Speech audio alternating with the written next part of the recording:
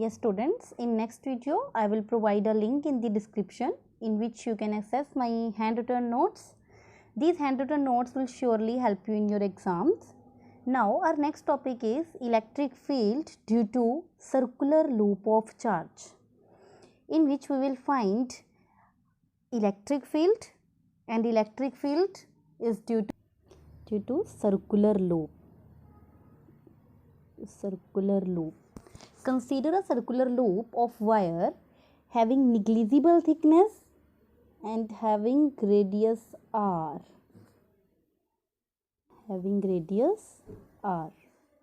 Suppose that total charge Q is distributed uniformly over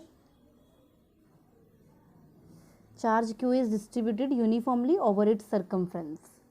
Let P be a point at a distance x from their origin O. Let P be a point at a distance x from center of loop on its axis where electric field due to its loop is to be determined. इस point पे हमें electric field determine करना है कि इस circular loop के कारण इस पॉइंट P पे इलेक्ट्रिक फील्ड क्या होगा. As in earlier classes we have learnt that if there is a positive charge then direction of electric field will away from the charge, mean the electric field will be readily outward, it will move outward. तो direction electric field की outward है, तो मुझे electric field यहाँ पे इस charge के कारण फाइंड करना है क्या इलेक्ट्रिक फील्ड होगा. Now here the charge is extended. ये एक पॉइंट चार्ज नहीं है, ये एक्सटेंड हो रखा है एक सर्कमफ्रेंस पे, पूरा चार्ज डिस्ट्रीब्यूट हो रखा है. तो अब मैं इसे कैसे फाइंड करूँगी. Let this is the X axis and this is the Y axis and this is the z axis. Let we will take a small portion dq from this larger area. इस larger area में से मैंने एक छोटा सा एक point ले लिया dq, कि स्मॉल पोर्शन में dq चार्ज डिस्ट्रीब्यूट हो रखा है. अब देखो पूरे उसमें q चार्ज डिस्ट्रीब्यूट है, स्मॉल पोर्शन में अगर मैं dq चार्ज डिस्ट्रीब्यूट हो रखा है तो इट मीन्स अभी ये किस तरह एक्ट करेगा, एज अ पॉइंट चार्ज. अब मैं क्या करूँगी, स्मॉल पोर्शन के लिए सिमिलर जैसे हमने प्रीवियस क्लास अभी लेक्चर में पढ़ा है कि electric field due to continuous charge distribution में हम स्मॉल पोर्शन के लिए लेके बाद में क्या कर लेते थे, उसका सम या इंटेग्रल कर लो तो हम उसमें क्या फाइंड कर सकते हैं, उसका net electric field. Now we will take a small portion dq, it will act as a point charge की तरह एक्ट कर रहा है. तो देखो इसके लिए इलेक्ट्रिक फील्ड क्या होगा, इलेक्ट्रिक फील्ड अवे होगा इससे, as this is a point charge so electric field is away.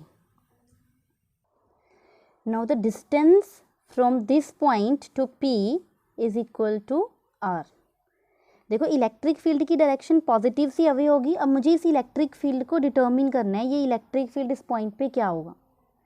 dq is the point charge, अब ये पॉइंट चार्ज की तरह एक्ट करेगा तो मैं इलेक्ट्रिक फील्ड क्या लिख सकती हूँ, दस इलेक्ट्रिक फील्ड और due to small point charge it will become DE, where DE is equal to 1/4 pi epsilon naught dq upon r square.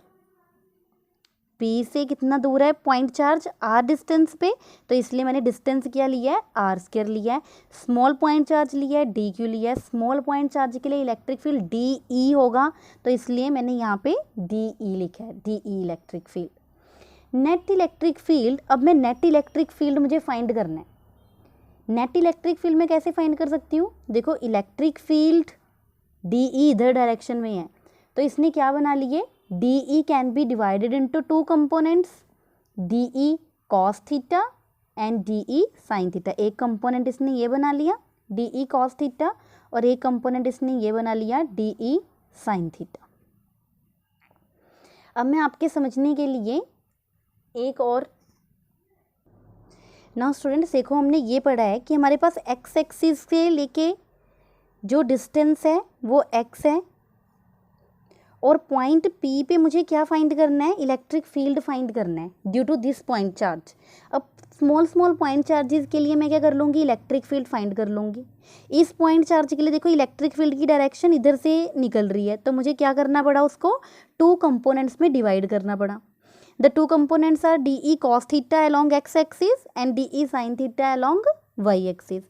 अब अगर मैं एक और छोटा सा इसमें से पॉइंट चार्ज ले लूँ DQ, इसी को मैंने इसकी सिमेट्री में इसको क्या कर दिया, तोड़ दिया, और इसमें से एक पॉइंट चार्ज इसी में से एक पॉइंट चार्ज इसके सिमेट्री में ले लिया, और अगर मैं इसमें पॉइंट चार्ज ले लूँगी तो इसके कारण जो इलेक्ट्रिक फील्ड होगा it will B act along, जो इसके कारण इलेक्ट्रिक फील्ड होगा वो कहाँ पे होगा, इधर।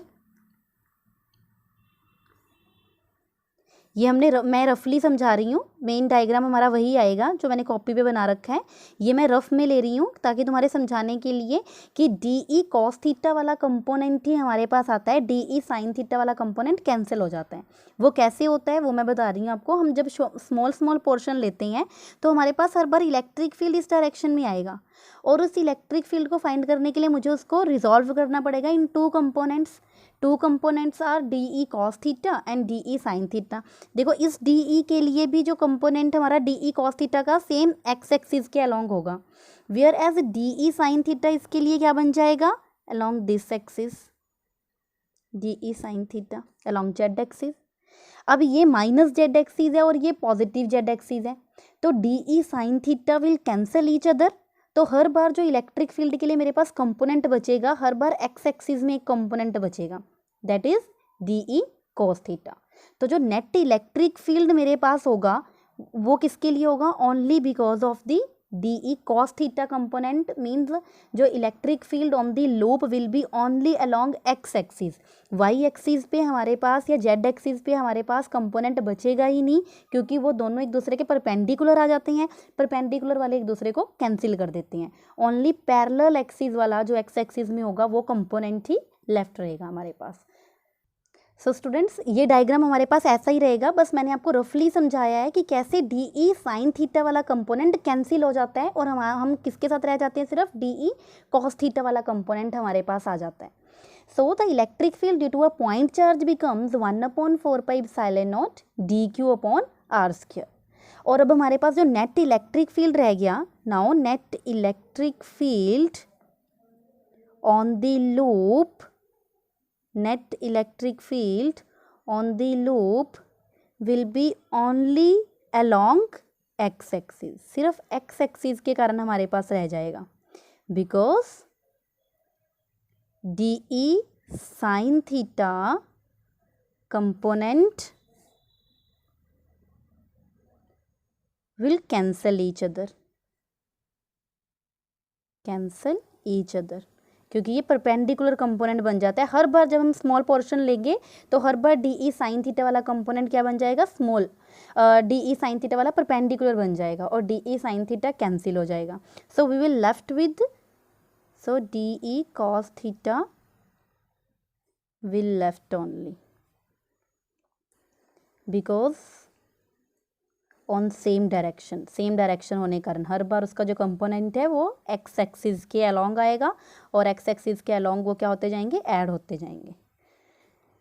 For each DQ R small r, her DQ के लिए अगर जितनी बार भी मैं स्मॉल पॉइंट चार्ज यहाँ पे अगर मेंशन कर दूंगी तो वहाँ से डिस्टेंस मेरा r बन जाएगा और वहाँ से डिस्टेंस मेरा x बन जाएगा। मतलब हर स्मॉल पॉजिटिव चार्ज के लिए मेरे पास r, x और radius it will B same.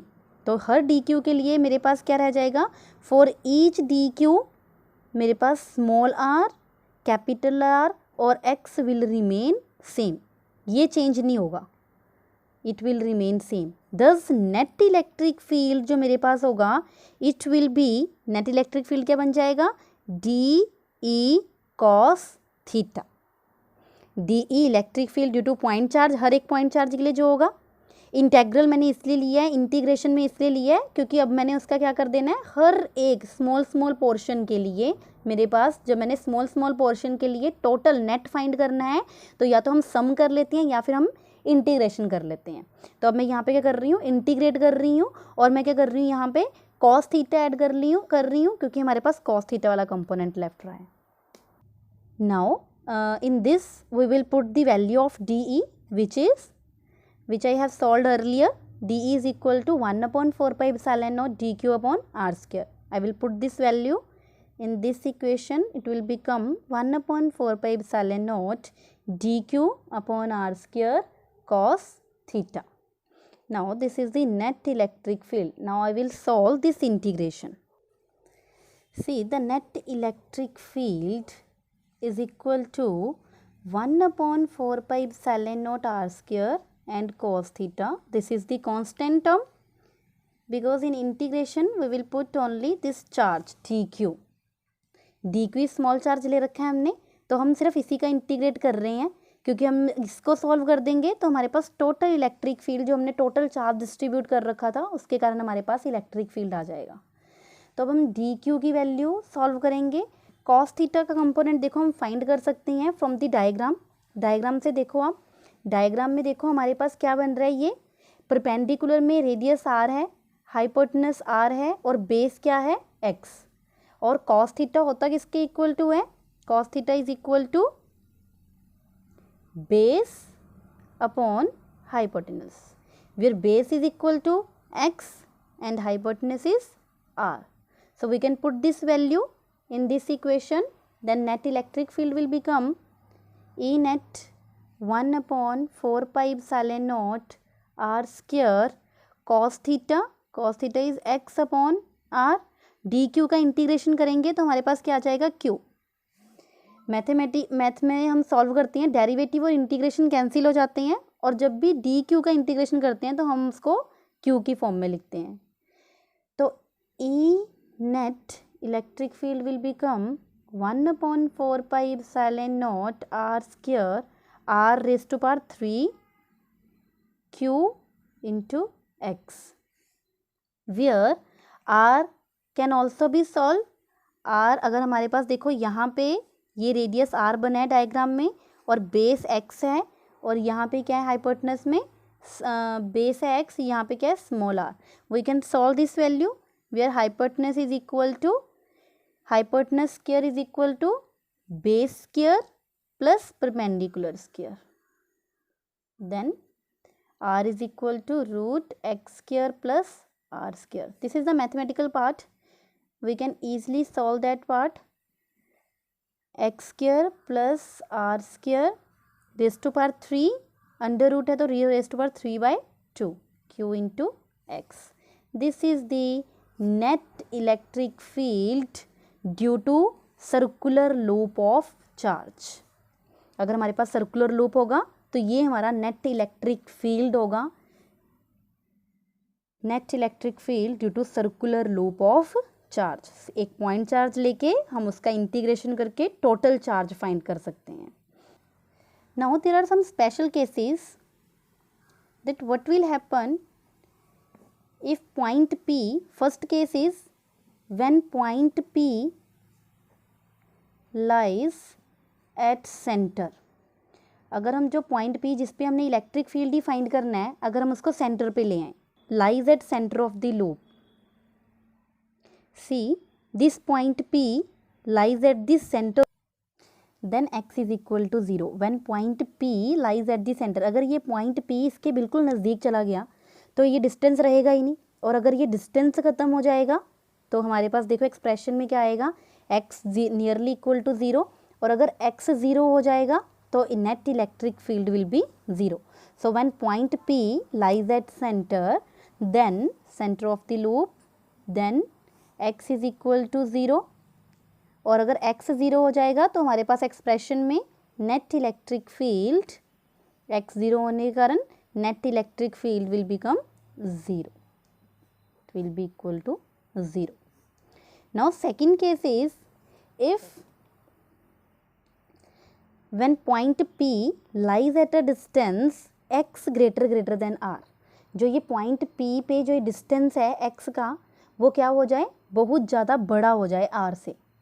अगर x ग्रेटर देन r हो गया तो उस टाइम पे हम इस टर्म को निगलेक्ट कर देंगे. r square term can be neglected. और अगर आर स्क्वायर निगलेक्ट हो जाएगा तो डी क्यू जो ये चार्ज है वो हमारा यहाँ पे प्रेजेंट हो जाएगा सेंटर पे, और फिर अगर ये सेंटर पे प्रेजेंट हो गया तो दूसरे चार्ज के कारण ये दोनों कैसे एक्ट करेंगे, as a point charge act करेंगे, जो हमने फर्स्ट में पढ़ा था।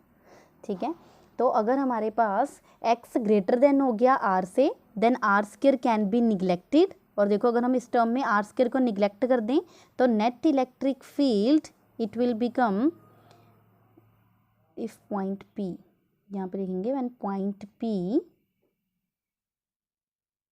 lies at a distance greater than r, then r can be neglected as comparison to x, क्योंकि x टर्म बड़ी हो गई है।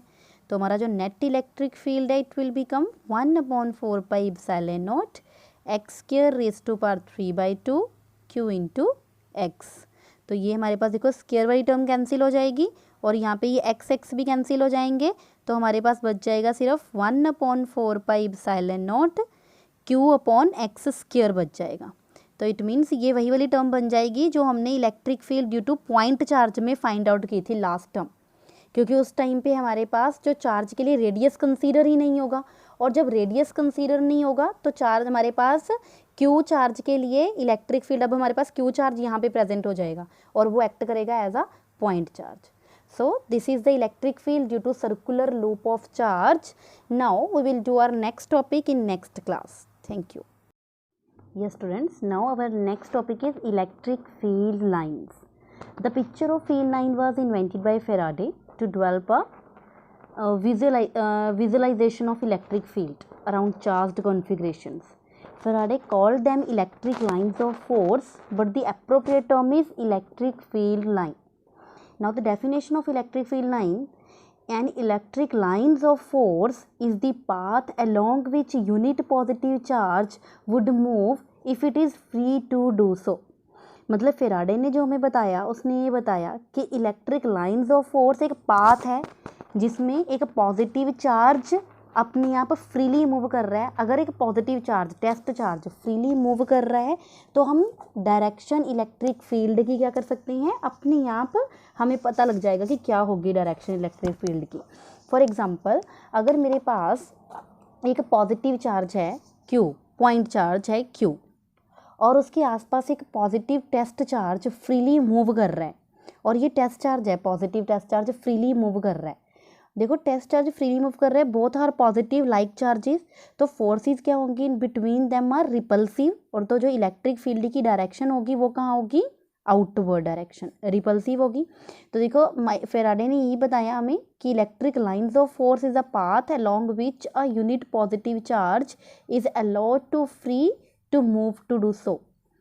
ये फ्रीली पॉजिटिव चार्ज है जो फ्रीली मूव कर रहा है, और अगर उसके पास पॉइंट चार्ज फोर्स लगाएगा इसके ऊपर, और पॉइंट चार्ज जो फोर्स लगाएगा उसके कारण डायरेक्शन इलेक्ट्रिक फील्ड की क्या होगी, आउटवर्ड।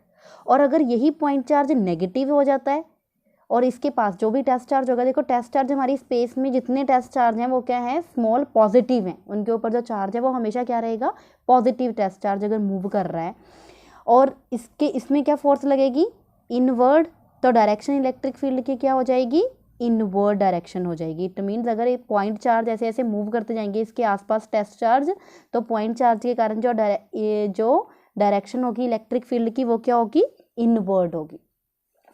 तो यही हमें बताया गया कि पॉइंट जो पॉजिटिव चार्ज है वो फ्रीली मूव करेगा। Yes students, electric lines of force may be straight और may be curved. If in case of curve, what will be the direction of electric field? तो हम उस टाइम पे क्या करेंगे, अगर हमारे पास कुछ कर्व होगा तो कर्व में डायरेक्शन क्या इलेक्ट्रिक फील्ड की आएगी, then we will draw a tangent and tangent will show the direction of electric field. हम जहाँ पे भी हमारे पास कर्व होगा वहाँ पे हम एक टेंजेंट ड्रॉ कर देंगे, और टेंजेंट ड्रॉ करने पे हमारे पास जो ये लाइन है वो क्या डायरेक्शन क्या शो करेगी, इलेक्ट्रिक फील्ड की डायरेक्शन शो करेगी। So electric field lines are the lines in which the path along which unit positive charge would move if it is free to do so. So अभी हमने electric lines of force के बारे में बताया। अब है an electric field line. Electric field line is a curve drawn in space in such a way that tangent to it at each point is the direction of net electric field. Tangent to it each point is the direction of net electric field. Next one is properties of electric lines of force. Property क्या है electric lines of force और field lines की. First one is the lines of force originate from positive charge and terminate at negative charge. जैसा हमें पता है कि positive charge से इलेक्ट्रिक फील्ड लाइंस अवे जाती हैं और नेगेटिव चार्ज के इनवर्ड जाती हैं. तो इट मीन्स लाइंस जो फील्ड लाइंस है वो हमेशा ओरिजिनेट होंगी पॉजिटिव चार्ज से और टर्मिनेट कहाँ होंगी नेगेटिव चार्ज पे. ओरिजिनेट होंगी यहाँ से बाहर जाएंगी और यहाँ पे जाके ये क्या हो जाएंगी टर्मिनेट हो जाएंगी. तो देखो सेकंड पॉइंट से ही हमें पता लग रहा है कि कभी भी electric field lines positive to negative जाएंगी पर नेगेटिव से कभी पॉजिटिव नहीं आएंगी. It means the electric field lines do not form closed loops. So the second one is the electric field lines do not form closed loops. And the third one is lines of force never intersect each other. क्योंकि देखो ये एक point से start होके दूसरे point पे जाके terminate हो जाती हैं. इट मीन्स कोई भी ऐसा पॉइंट नहीं आएगा या टू इलेक्ट्रिक फील्ड लाइंस अगर हम बोलें दो इलेक्ट्रिक फील्ड लाइंस कहीं सी भी पॉइंट पे जाके मैच इंटरसेक्ट नहीं करेंगी. क्योंकि जहाँ पे अगर ये इंटरसेक्ट करेंगी तो इट मीन्स वहाँ पे हमारे पास इलेक्ट्रिक फील्ड लाइंस की दो डायरेक्शंस हो जाएंगी. एक पॉइंट के लिए इलेक्ट्रिक फील्ड्स की दो डायरेक्शन पॉसिबल नहीं है. So the lines of force never intersect each other because in case two lines of force intersect means electric field has two direction which is not possible. And fourth one is the relative closeness of lines of force in different regions of space gives the idea about the strength of electric field. जितनी close ये field lines एक दूसरे के पास होंगी जितना एक दूसरे के पास होंगी इट मीन्स वहाँ पे हमारे पास स्ट्रोंगर इलेक्ट्रिक फील्ड है. और जितना ये फील्ड लाइंस एक दूसरे से दूर होंगी इट मीन्स वहाँ पे क्या है इलेक्ट्रिक फील्ड वीक है. मतलब क्लोजनेस हमें बताती है इलेक्ट्रिक फील्ड वहाँ पे क्या है स्ट्रॉन्ग है. और अगर ये फार्दर अपार्ट है फील्ड लाइंस तो इट मीन्स वहाँ पे फील्ड क्या हो जाएगा वीक हो जाएगा. Fifth one is the lines of force do not pass through a conductor. ये सिर्फ इलेक्ट्रोस्टैटिक कंडीशन में है. इलेक्ट्रोस्टैटिक कंडीशन मीन्स जब चार्ज रेस्ट पे होगा तो इट मीन्स वहाँ पे इलेक्ट्रिक जो लाइंस ऑफ फोर्स है वो पास नहीं कर पाएंगे कंडक्टर में. सो electric field inside conductor is always zero. Electric field inside a conductor is always zero. So next one is the tangent drawn on a field lines gives direction of electric field at that point. मतलब अगर हमारे पास कोई curve है तो उसके ऊपर अगर हम एक टेंजेंट ड्रॉ कर दें तो वो हमें क्या दे रहा है डायरेक्शन ऑफ इलेक्ट्रिक फील्ड. ऐसे अगर एक हमारे पास कर्व है तो हम उसके ऊपर टेंजेंट ड्रॉ करते जाएं तो हम इलेक्ट्रिक फील्ड की डायरेक्शन को ऑब्जर्व कर सकते हैं कि क्या डायरेक्शन होगी उस पॉइंट पे इलेक्ट्रिक फील्ड की.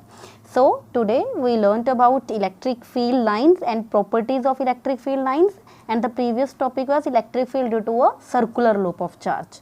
So students, in next video I will share a link in the description from which you can access my handwritten notes. These notes will surely help you in your exams. Thank you.